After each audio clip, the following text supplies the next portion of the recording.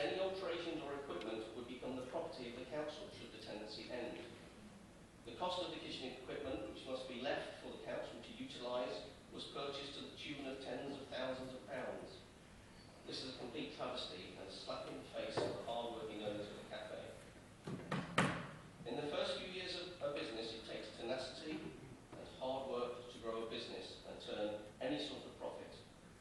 The Mad Hatters owners and employees have embraced this, and through word of mouth and engaging with local residents and park users, the business grew. Years of hard work building up a small business was just the beginning. To pay something back when the council introduced their own localised nationalisation of services. Is this what the Labour Party decree? Watch a hard-working family work hard and then, bam, kick them in the teeth. It may have also been overlooked that part of the tenancy included public toilet cleaning, something the owners agreed to do. The council benefited greatly, the park benefited greatly, and the voluntary group, the Elveston Park Friends, benefited greatly. Has the additional cost of cleaning toilets been considered, or will the park's toilets become a casualty of cost-saving exercises? Does not the council talk about business investment, jobs, the local economy, etc., etc.? Where does this fit into your ethos? Where is the trust for local people? Now, I'm used to looking over my shoulder, but devastating this family business for the sake of £5,000 a year, and before you make up some fantastic figure that will contribute to the council budget, I have it on good authority that the council hope, yes, hope, to make around £5,000 on top of the £5,000 rental income. Leaving it in this small business's hand guarantees the council the rental income, which I understand the owners have offered to increase. Those figures pale into insignificance when you realise that the Labour leader has employed an unnecessary communications consultant for £60,000. Bad waiter! Shame. Probably to try and help him with the election in 2018. So is this all about income? No, because the opposition to this didn't come from the cafe owners, who feel they are helpless, but from the many hundreds of users of the cafe that appreciate not only the quality of service and food, but a continuation of the opening hours throughout the year. The Elveston Park Friends group will also lose that above the call of duty help the cafe provide when there are functions put on by the groups in all hours. The stargazing events in the evening, the craft events, the Easter events, the summer fete, which is now the biggest voluntary fete in the city. All this will be under the threat from a city council-run cafe. I have no doubt it is under threat. Look at Chaddeston Park, where the Derby Live took over their cafe, and now run by volunteers. Now, I am a supporter of Derby Live, but only in what they're good at. Running a small cafe is not their forte, and we should remember that. Unless there is some clandestine plan to rob bona fide business folk of their small businesses and livelihoods and sell them to some bigger corporate entities, such as your deviousness, I couldn't be past you. Hey, good point.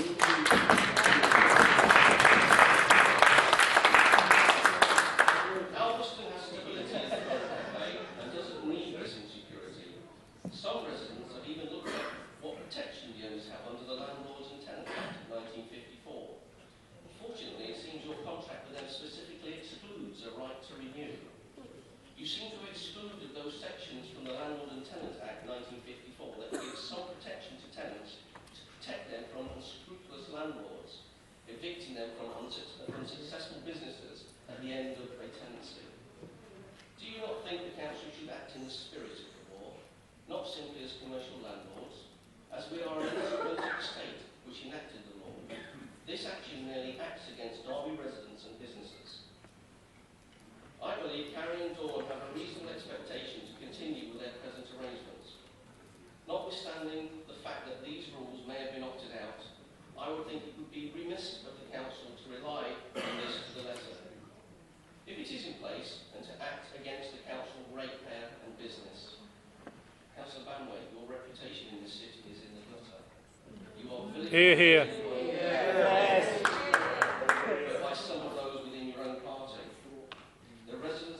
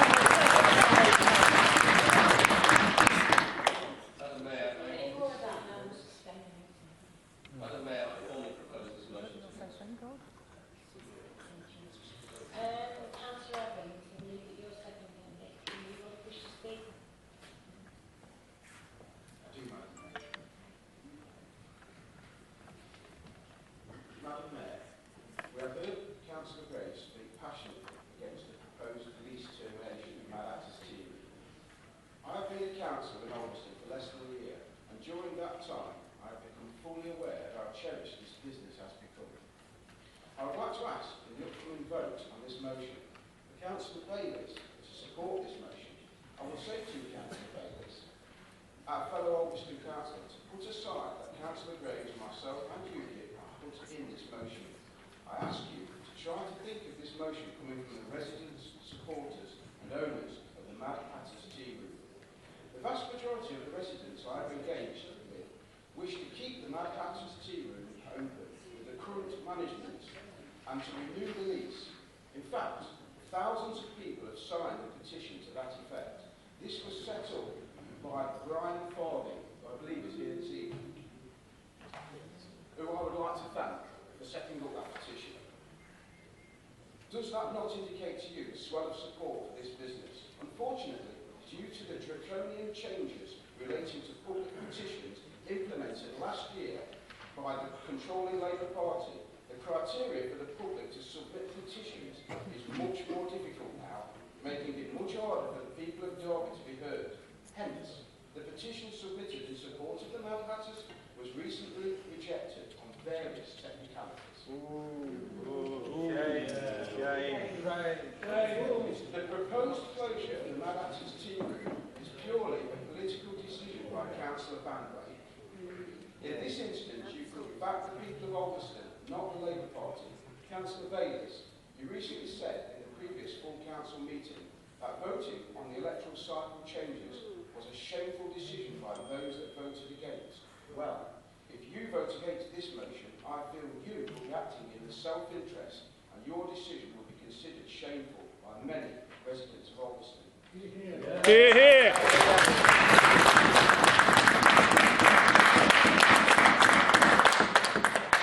Come on, Councillor Bayliss, as a fellow Ulverston councillor, support this motion. Across the floor. Yeah. Across the Not floor. your political masters. Thank you.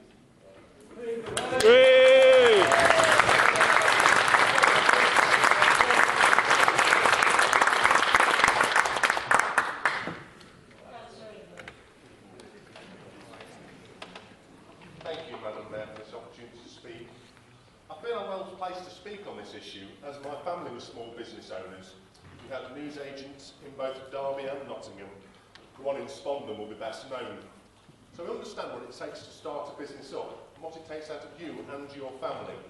The hard work, the blood, the sweat, the tears, it takes after years and years of slogging your guts out, working all the hours God sends. You may, just may, start to make a little bit out of it. It takes years to build this up. This council not wanting to renew the cafe lease. Why? Surely selling cups of tea isn't council business. Council should concentrate on services it should be providing and being a good landlord, not watching on as somebody else does all the hard work for you, then snatch the rug from them and take it on to yourself. When I look at some of the actions and decisions that are made, not only in this place, but others too, we have the Police and Crime Commissioner giving £25,000 away to a company which is doing no work in Derby, but which is run by two Labour candidates. One of them is Councillor West's husband. Councillor Payne's letter of apology to the New Zealand Community Association basically told them, never tell them I have to apologise, or I'll report it to the authorities. And then we have here tonight Councillor Payne asking Councillor Banway to question, tell us how bad their rent arrears are. That's disgusting. Shameful, absolutely shameful.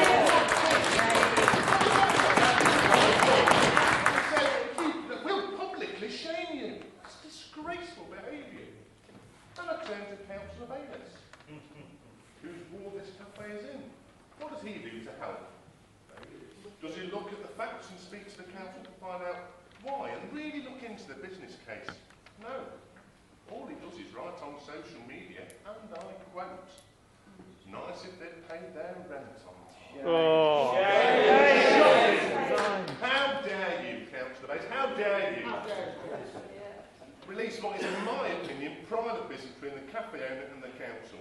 You should not even have access to that information, let alone put it on social media.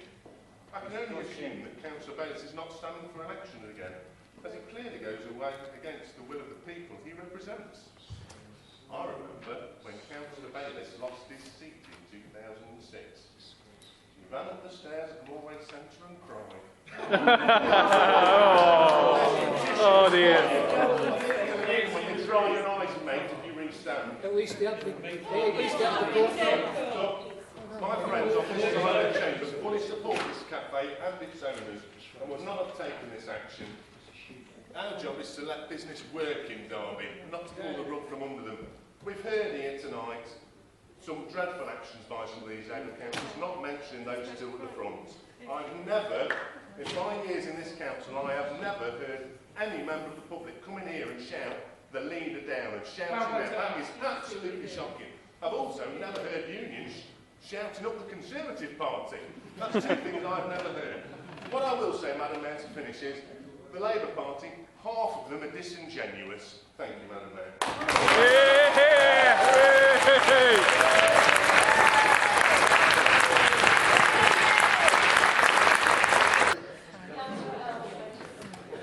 So, I'll be very brief. Councillor, you should be ashamed of yourself. What about Bayliss? What about Bayliss? Very serious issue, which is obviously very dear to the hearts of the people in this concerned with the people of Alston. We are trying to debate this issue, and the fact that you try and reduce that debate to baseless allegations about members of the Labour group and personal attacks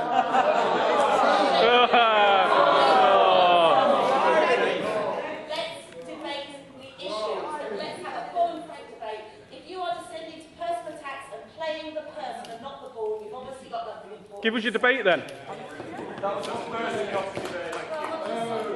Please don't punish small businesses Councillor Kelly. for what big businesses do.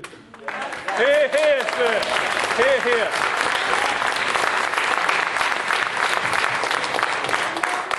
Banner that you have on your banners that says your vote, your money, your voice. Where's our voice?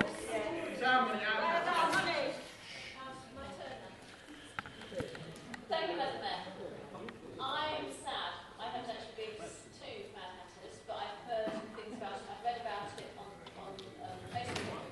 I know it exists. But we also have many other buildings which the council owns in other parks, in other places, such as bowls clubs, community centres, and similar buildings, which the council is constantly saying, would somebody like to look after this? And it says, you know, would you, Bowls Club, like to be responsible for your building? Would you, Community Association, like to be responsible for your building? No, here we have a group who is responsible for their building. They're making their building a success. They're paying the council money while they make that building a success. If we could learn from this example and make some more of our problem buildings a success with an organisation running them, perhaps that's what we should be doing. We should be going to Mad Hatters and saying, thank you, could you share what you are doing in your area with this other potential entrepreneur who wants to work in one of our other parks and make that building another success? Let's learn where success is, not squash them into non-existence.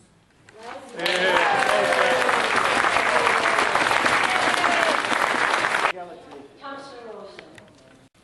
Thank you, Madam Mayor. I'll ignore Councillor Ingall's contribution.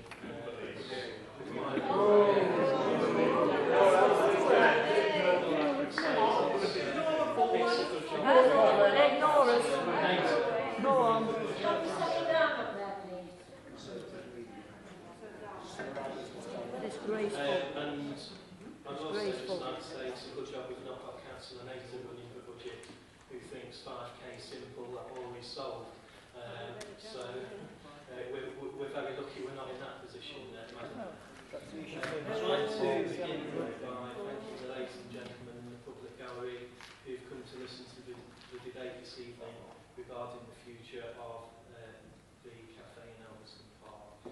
It's obviously a very emotive issue, and we all, I'm sure, appreciate the time that you've put into making your views known. Put it right then. I'd also like to thank the current leaseholders, who I understand are here tonight, for the work you've done in running Mad Hatter's tea rooms in recent years. And let me be clear, the quality of the service that's been provided to customers has never been in question. However, as you're aware, the council faces unprecedented Shut up! Come on, rubbish!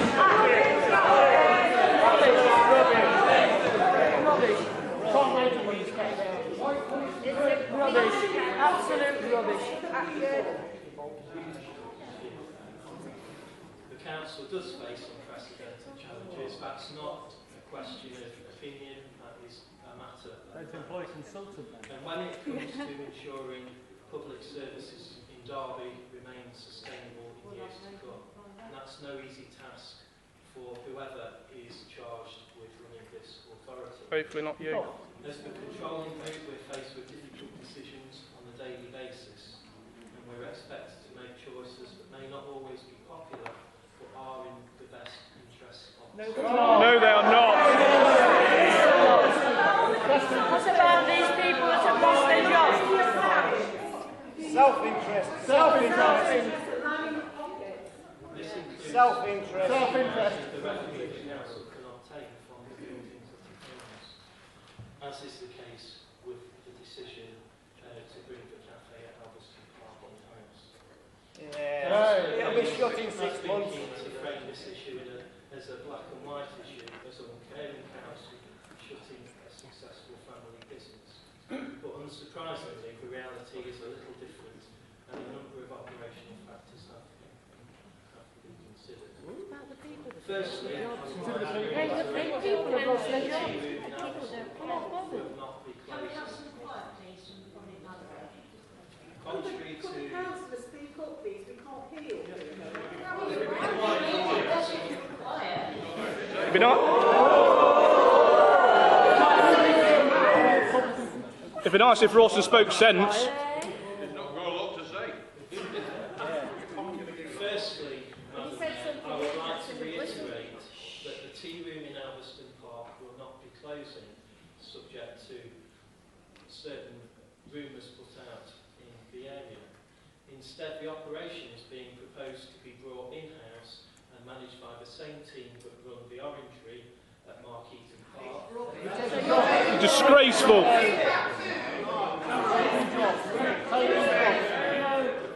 Not acceptable. By bringing the management of these successful cafeterias together, we can reduce the administrative costs and improve the services that are available at Destroying lives. Improve the services. You've got to be Furthermore, the revenues generated can be reinvested directly back into the maintenance. Look at the state of Derby.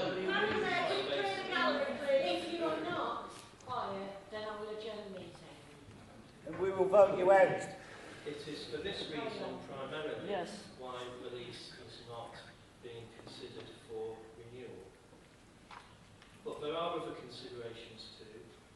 It's my opinion that this meeting is not the right forum for discussing the operational details of whether the lease or the tea room should be renewed. But in bringing the motion, Councillor Graves has forced the issue. In considering whether to renew the lease, we not only have to look at the service provided to the public, but also their record as tenants of the council. Oh. Nevertheless, You- we appreciate the work that has been carried out by the existing tenants and are happy to continue to discuss matters with them privately.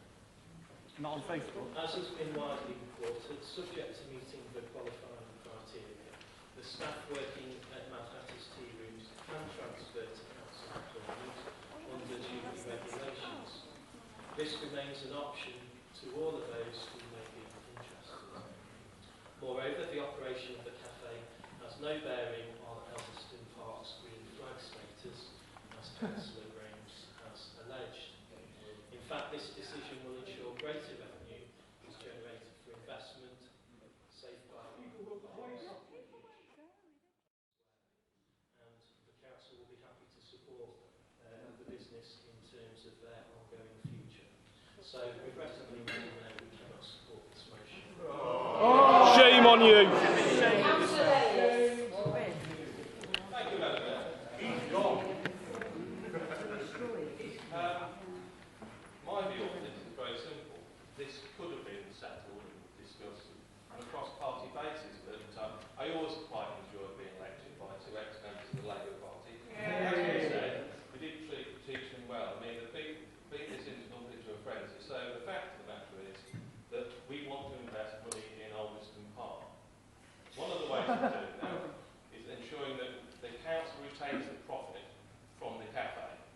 There's a lease involved in that. The council's given notice on that.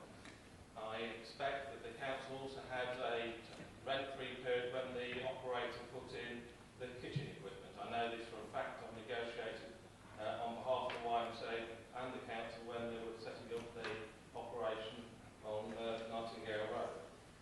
The council is continuing to invest in Alderson Park. It's committed to putting K barriers in to restrict off-road motorcycles, and we'll be doing that. Once we've done that, we can actually take some action in conjunction with the police. We've agreed to do an operation with that. And the other thing is, this council, this Labour council, has secured £11,434 from Section 106 agreement with Speedies and Alderson to invest in the park. My view on this is very simple. I accept entirely that it's very sad for the people involved, but Duke has been offered. This motion could not be passed by council as it stands because there's a presumption, a predisposition from this council that these people would be allowed the contract. And under our financial regulations, that actually isn't allowed. It has to go out without any predetermination of who could be the supplier in the future. And the other fact is, it's been mentioned, and poo-pooed by quite a lot of people, is that we can only invest in the park if the proprietors actually pay the rent. Is all right? I read on Facebook. It's very well saying that it's a great operation and we'll pay more rent, but you don't actually pay the rent in the first place, which is a bit of a fundamental. Why do you break confidentiality? Over the viability of the business going forward, particularly if you want the landlord to take a view that would enable the business to move forward. Say sorry. The other thing is that we could have resolved this in a different way. Councillor Graves and Councillor Evans decided to take this route through to full council motion. I've got no issue with that. Certainly I understand a political manoeuvre when I see one. I also think that we flagged down there that when Alderson Parks was set up under the Polish when I was member number 2 at the time, it was set under the basis it would be a non-political, non-partisan organisation. And this sort of thing, for me, says there's a question mark against it, which is a great shame, because Alderson Park and Alderson Park friends do a fantastic job in the park. You can see that over a number of years. And I just think we need to reflect on the fact that we need to invest as much money in the park as we can. And this is the way the council are doing it, in terms of investing more money, having certainty of that, and enabling it to move forward in the future. So I accept entirely that it's not a very comfortable position. And I've been personally attacked by a number of people across this chamber. I'm a big boy with a thick skin. And or shameless. Shameless. When you was very upset in 2006 when I lost. I won in 2007. And by the time I turned up in 2019, I'll have served with honour the oldest president of 22 years.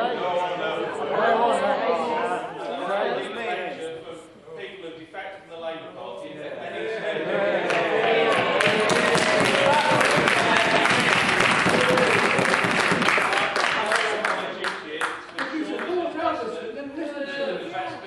Listen to Alderson. I also find it interesting that people wish to shout at me at the time. It's always interesting. If they're silent, I'm quite happy to answer and stand up for these things. I always do. And it's a matter of what's the right thing to do. This, I'm afraid, has been whipped into political frenzy for a political reason by UKIP. I'm afraid we need to make sure we Disgraceful. need to make sure that we invest in the park, and we can only do that if we have income coming in and people paying rent. We don't pay the rent. You've got to apologise, Bailey.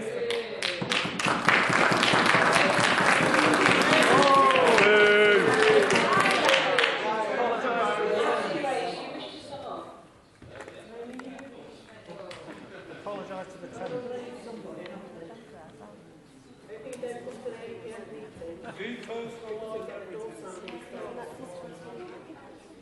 Well, Madam Mayor, heard some arguments, at least some people who spoke from the Labour Party excellent.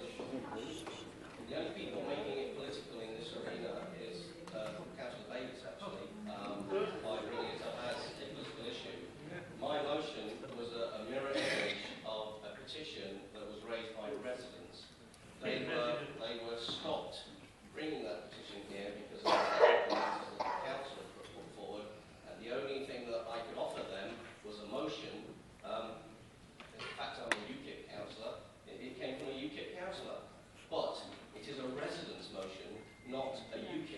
Hear, hear. I'm a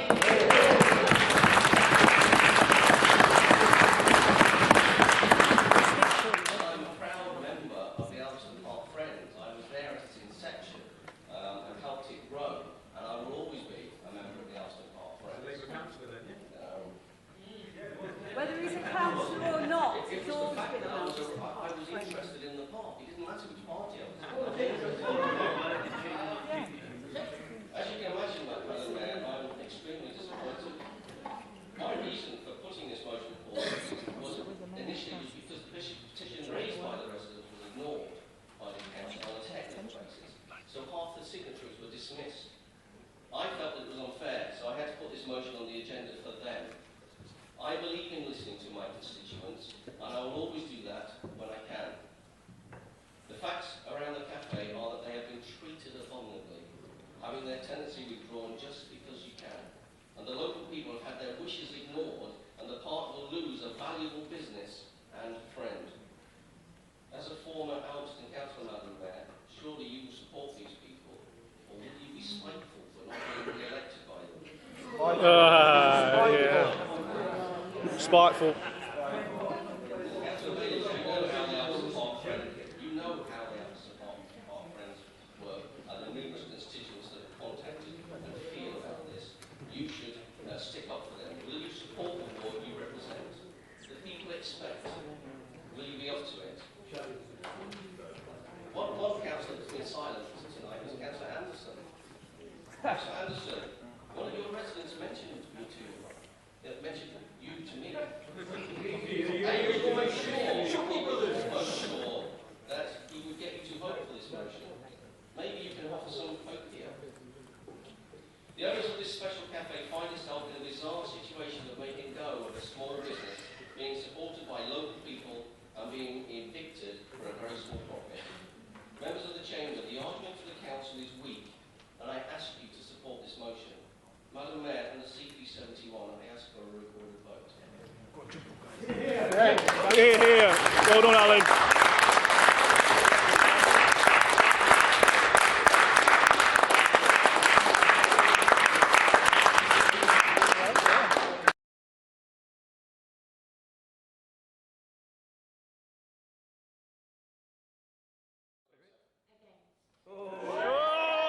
Shame on you!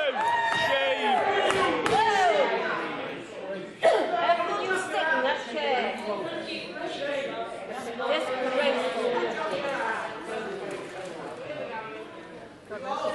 Failures you're elected to represent. If you don't represent them, you can't be elected. They're unelected.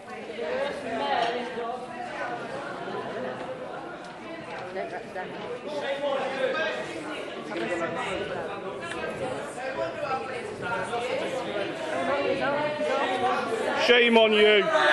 Shame on you! Absolutely. She gone?